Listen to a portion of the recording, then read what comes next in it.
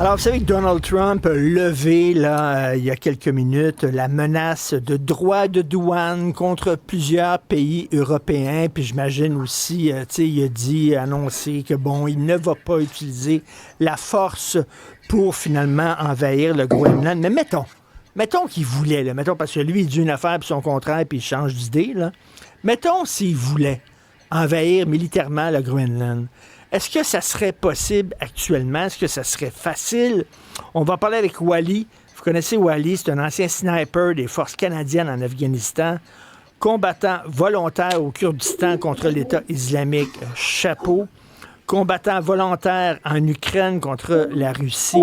Chapeau. Il est avec nous, un auteur aussi. Wally, bonjour. Allô, allô, merci.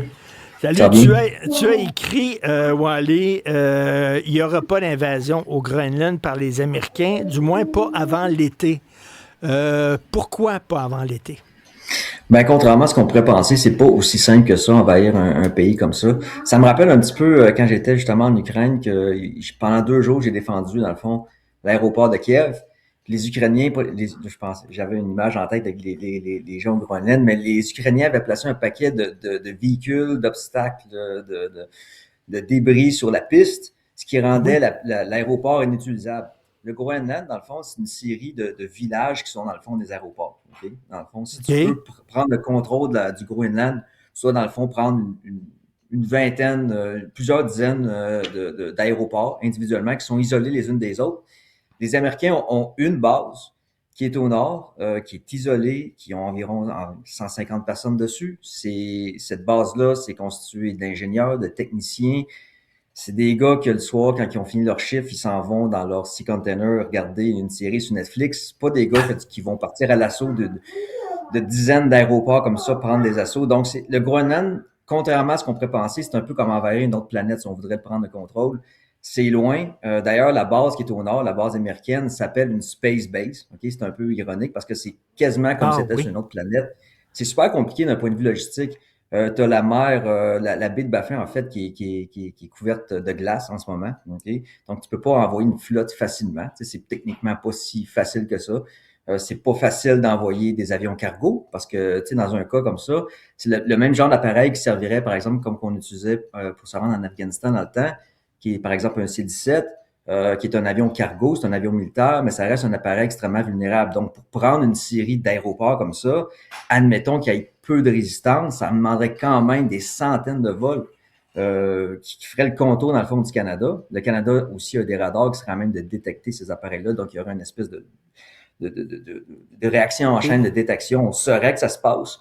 Sans parler des autres moyens de détection, ça serait quand même un effort logistique colossal. Ça serait l'équivalent un peu d'envoyer une espèce d'équipe d'exploration sur une autre planète. Là. Je fais un Et, peu un parallèle un peu tordu, là, mais euh, mais ouais. mettons, t'envoies des combattants par parachute qui C'est descendent tout loin, avec là. leur... Ce C'est serait possible? super loin, là. C'est super loin comme place. Là. Faut pas oublier que c'est des milliers de kilomètres. Faut pas oublier mettons que ça se ferait. Je pense pas que ça va se faire, là, mais mettons que ça se ferait d'un point de vue purement technique opérationnel. Faut pas oublier que c'est super loin. Des opérations de parachutistes, c'est reconnu pour être super risqué. Les premiers qui ont fait ça, c'est les Allemands dans la Deuxième Guerre mondiale d'ailleurs. Une des opérations aéroportées les plus grandes de tous les temps, c'était justement pour la prise de Crète, okay, qui est dans la Méditerranée. Les Allemands ont perdu tellement de monde qu'ils ont dit, OK, nous autres, on met un gros X là-dessus parce que c'est vraiment trop dangereux. Ça a marché, mais ça a marché de justesse. Puis d'ailleurs, une des façons de faire quand on fait des opérations comme ça, c'est d'avoir un soutien terrestre. Par exemple, le débarquement de Normandie, tu avais des Oui. parachutistes, mais ils ont été isolés, mais pas longtemps.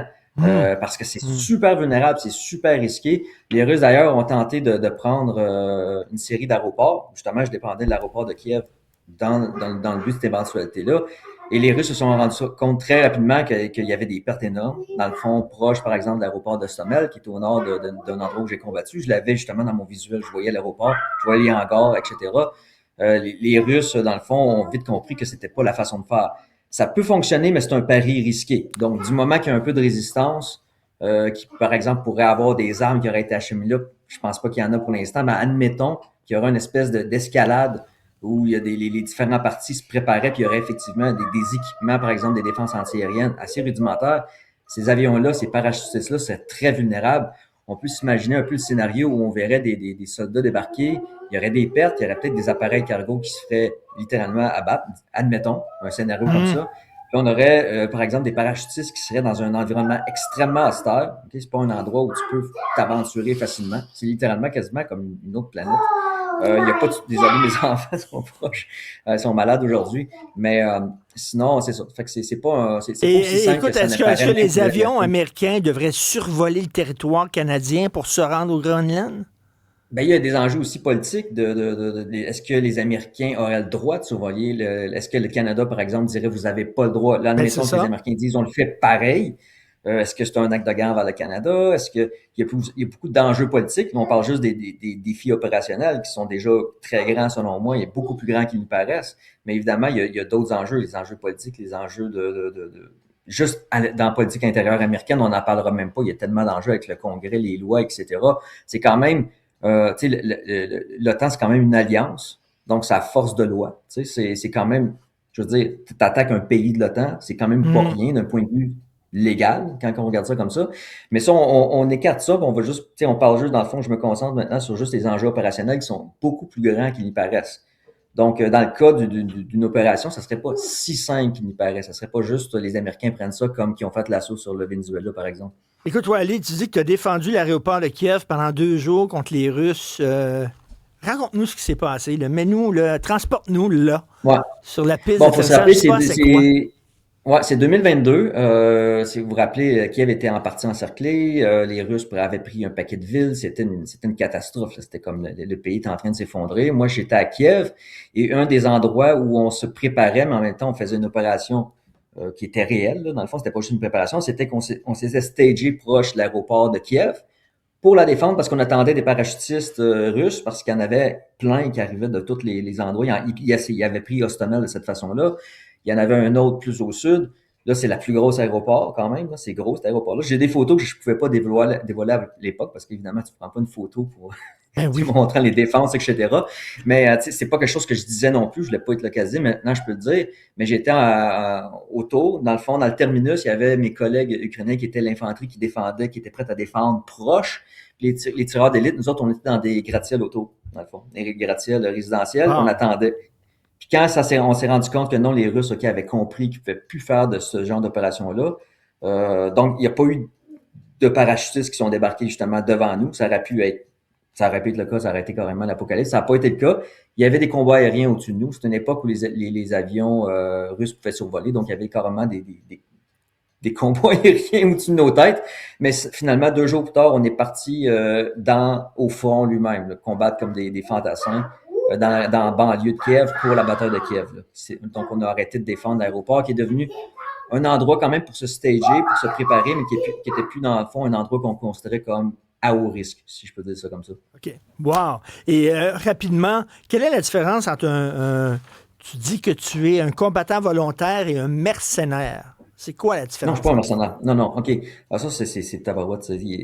Comment je peux dire ça? Un mercenaire, c'est quelqu'un qui est payé. C'est Mhm. typiquement quelqu'un qui va changer d'allégeance rapidement. Donc, c'est quelqu'un qui offre ses services au nom d'une force armée, qui n'est pas un combattant officiel, puis qui va souvent le faire dans un but lucratif. Donc, il va le faire parce qu'il est bien payé. OK? Dans le cas d'un volontaire, un volontaire, dans le fond, c'est tout simplement quelqu'un qui va faire l'équivalent de bénévolat. Donc, il va se rendre, il va aider un groupe, un pays. Il va joindre un groupe armé. Donc, ça devient un peu la même chose qu'être OK. un soldat qui. C'est ça, c'est la cause, en C'est ça. fait, que Mais tu t'es pas appuies. payé. Tu n'es pas Moi, je là disais pour avec fierté l'argent. que j'étais. Exact. Moi, je disais avec fierté que j'étais le soldat le moins bien payé en Ukraine. Là. En fait, je n'étais pas payé. C'est moi qui payais pour y aller. Là, Merci beaucoup, Wally, ancien sniper des forces canadiennes en Afghanistan. Merci, salut, bonne journée.